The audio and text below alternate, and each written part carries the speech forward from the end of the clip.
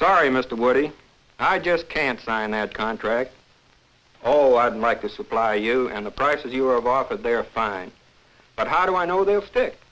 How do I know our whole price scale won't be thrown out the window tomorrow? I could be stuck with a 20-year commitment to supply my product at prices I have no control over. That's not right, Mr. Woody. It's not my idea of our free American economic system. I think he's got a good point, and that's why I'm here. My name is Bill Cochran. As a general thing, gas fields and pipelines are as far from my life as they probably are from yours. But the principle of free competition, well, that's something else. Freedom is important to me, as it is to you and to every American. Today, our economic freedom is in danger because of an unprecedented interpretation of our Natural Gas Act. I'd like to bring you the story straight from the lips of some of the people actually involved. But first, a little background on what natural gas is all about. Like oil, natural gas is found in this country mainly in the Southwest, anywhere from 1 to 4 miles down on the earth. Some of it, about 1/3, is produced simultaneously with oil. The rest comes from wells producing only gas. The natural gas industry is divided into 3 separate parts. First, getting the gas out of the ground, which of course includes finding it and processing it for marketing. Second, transporting the gas in giant pipelines to distant parts of the country. And third, delivery of the gas by local utility companies to homeowners and industrial users. The prices charged by the utility company to the consumer and by the pipeline to the utility company have long been under government regulation, since a pipeline or a utility is usually the only supplier in its particular area. In other words, it has an exclusive market. No such regulation has up to now been applied to the producers of gas. To begin with, they operate in a business which is highly competitive. 5,000 of them are in keen competition with each other. First, in exploring for gas or oil, which is well known to be one of the greatest financial risks in business. And secondly, to sell their product where they certainly have no exclusive market. Up till now, therefore, our gas producers have been allowed to engage in free, healthy competition. And during that time, the search for new supplies has expanded.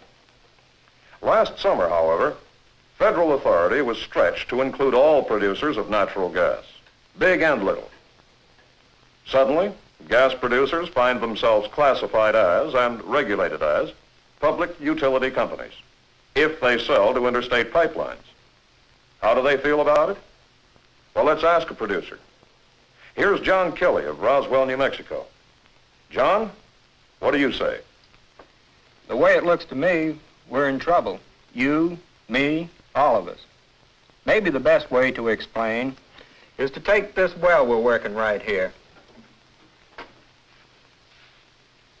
I picked this particular corner of New Mexico because I'd gone over my maps and surveys and geological reports, and I figured there ought to be gas here, about 7,500 feet down. So I went to my bank and my business friends, and I finally got together enough capital to buy a lease and to contract for a drilling rig. Like I said, I figured there was gas or oil or both. The geology looked right. But the thing about this business, you really never know what's down there till you drill. I'm not complaining. Everybody knows you're bucking heavy odds. Actually, only 1 chance out of 9 to hit every time you go after new oil or gas reserves. And you do a lot of searching and maybe risk your fool neck a few times a year. But there's always the chance that the well you're working on right now will be the big one, the one you've hoped for, dreamed about. That's the kind of a guy I am, and that's the kind of business I'm in, wildcatting. And when you finally do hit that 1 out of 9 long shot, if you don't have a free hand in marketing the gas, what's the point? Who wants to play against a stacked deck? I tell you, Mr. Cochran, I started out a long time ago as an independent producer. I like both ends of that label, not just the producer part, but the independent. The part that means I'm free. Free to win, free to lose. But if government controls are going to dictate the conditions I work under, I can't afford those 1 in 9 odds. I'll have to get out. Any circumstances that force producers to stop exploring, whether they're big companies, little companies, or individuals like John Kelly, well, that would be bad news, because we need new gas supplies to meet the steadily increasing demand in our country. And without an assured supply, the pipelines can't make plans to expand their services. Everett Woody is superintendent of a pipeline company. He'll tell you what this may mean to you. See that area marked off on the map? There are hundreds of thousands of people there waiting for natural gas. We'd like to enlarge our lines into those areas, help build a future where we can get gas to everybody who wants it.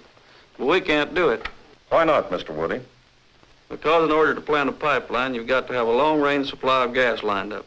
And there just won't be that much gas. The producers won't have it. Why should they go on exploring if the price is set by the Federal Power Commission and the producer has no idea where that price will be fixed?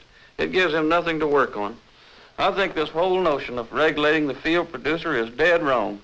Nothing like it has ever been done before in America, not in all our 179 years of history. Government has no right to interfere in a free competitive business that's serving the public well. Government control of free production of gas is not in the public interest. Thousands of competing producers of gas have brought comforts and convenience to millions of people through low prices, high production, and expanding use. What about the argument that if the rates charged by pipelines and local utilities are controlled, the price of gas at the well should be controlled too? Does that make any sense to you? Not a nickel's worth. Our pipeline has a special franchise, a more or less exclusive territory. So there's some reason for arguing that it ought to be regulated. Same thing goes for the local utility. But the field producer, he's in a wide open competition on the market, and he's selling a commodity, not a public service. A commodity for which, incidentally, he gets only a very small fraction of the householder's gas dollar. About only 10 cents out of every consumer dollar, and he has to pay all his costs out of this. The other 90 cents of it goes for service charges, transportation, and distribution that are already regulated. So there's no sense in any talk about saving money for the housewife by regulating the field producer. All he's going to do is reduce the gas supply, and you know what that means. It's not just the housewife who counts on natural gas. Industry uses it for fueling power plants, heating metals, and as a raw material for petrochemical products like nylon, plastics, and fertilizers. Yes, natural gas is a vital part of this country's well-being. Already going into 25 million homes, supplying 1/4 of our total energy requirements. Sure, it would be tragic if this flow were to be cut off or lost, but there is something bigger at stake, the loss of which would be even more of a national disaster. That something is our free competitive economic system. Let's hear some down-to-earth talk on this point from a man who lives and works close to the soil in Iowa. My name is Dan MacArthur. I run a livestock grain farm here in North Iowa. This thing has been discussed pretty fully in the Farm Bureau, and pretty nearly every one of us feel the same. The way we see it, this idea of regulating the competitive producer just isn't common sense. I don't believe in federal price fixing when you already have a far better price regulator, competition. Because when you tell a man how much money he can get for his gas, that's going to have a lot to do with how much he can afford to produce and how fast. Once you got the government controlling his production and his prices, it might as well just step in and take over his whole business officially, because that's what it'll be doing anyway. That kind of interference just isn't right. It doesn't belong in this country. Freedom's what the people came over here for, personal freedom. The right for every single one of us to get out and do the best he can for himself, as long as he doesn't cheat anybody. So it looks to me like this had better be stopped now. Along about here, some of you may be wondering how this natural gas situation ever got into such a legal tangle. John Howley has been practicing law for the past 25 years. How about it, Mr. Howley? There's no mystery about it. When you've got a Congress turning out hundreds of bills a year, some of them full of technicalities, there's bound to be a slip-up now and then. The miracle is it doesn't happen more often. You see, when the Gas Act was passed back in '38, there was no question about its purpose. Pipeline construction was expanding and creating a new interstate traffic in gas. Under our Constitution, this could not be supervised by any individual state. A federal law was needed. It was the interstate transportation of gas that Congress was concerned about regulating, not its production.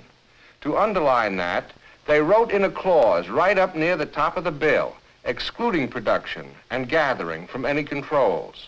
Unfortunately, in spelling out the bill, somebody used a phrase about regulating all sales of gas in interstate commerce, and that's where the trouble started. There are some people who simply believe in federal regulation and want more of it. There are others who are uninformed about the ins and outs of the natural gas business, just don't understand the problem. Well, that phrase in the wording of the bill was seized upon by one group and another to try to bring the natural gas producer under regulation. These people appealed to the Federal Power Commission to back them up. The commission said no. 11 different times they said no. To help clear up the confusion at this point, Congress passed an amendment to the Act, reaffirming the free status of the producer. But it was vetoed in 1950, and that's the way things stood till this latest interpretation by the Supreme Court. It wasn't a unanimous opinion, not by a long shot. It was a 5-3 decision with one justice not participating. But it was enough to bring all sales to interstate pipelines under federal control. Thanks, Mr. Hawley. Now I'd like to have you meet Mr. Wilkes from Hartford, Connecticut, who has some ideas on this subject. You're right, I have. I'm an oil jobber, an independent businessman.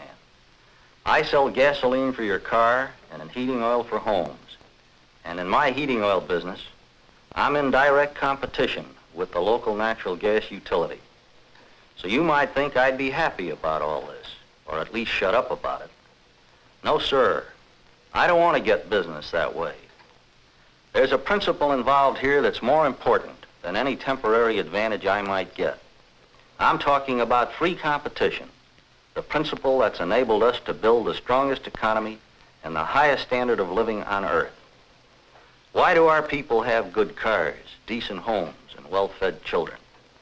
Because millions of independent businessmen are competing freely, every one of them trying to turn out a product that's just a little better at a little lower cost. That system has brought abundance to our people, and I don't want to see it changed. I don't want the government running interference for me. I'd rather fight it out on equal terms with my competitors in the marketplace. And it goes beyond that. If the government can control gas production in peacetime, they can control any commodity.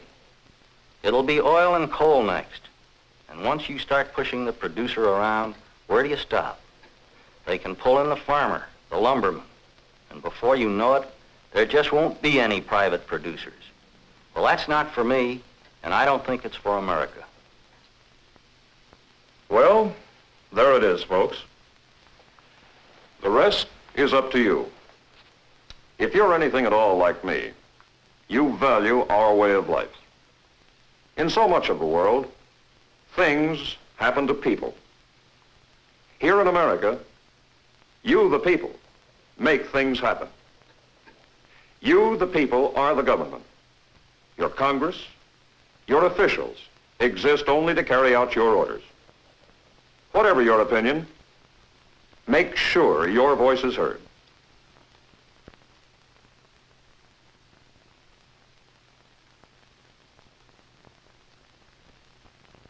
First, a little background on what natural gas is all about.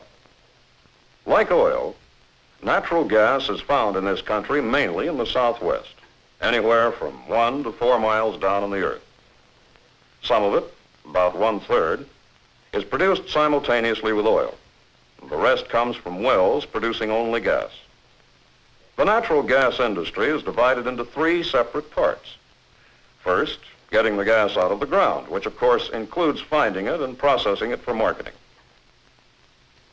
Second, transporting the gas in giant pipelines to distant parts of the country. And third, delivery of the gas by local utility companies to homeowners and industrial users.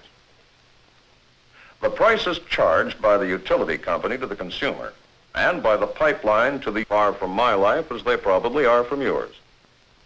But the principle of free competition, well, that's something else. Freedom is important to me, as it is to you and to every American. Today, our economic freedom is in danger because of an unprecedented interpretation of our Natural Gas Act.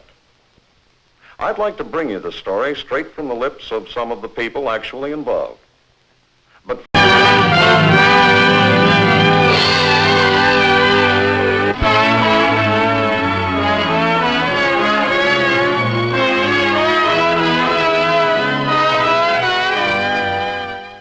Sorry, Mr. Woody. I just can't sign that contract. Oh, I'd like to supply you, and the prices you have offered, they're fine. But how do I know they'll stick? How do I know our whole price scale won't be thrown out the window tomorrow? I could be stuck with a 20-year commitment to supply my product at prices I have no control over. That's not right, Mr. Woody. It's not my idea of our free American economic system. I think he's got a good point, and that's why I'm here. My name is Bill Cochran. As a general thing, gas fields and pipelines are as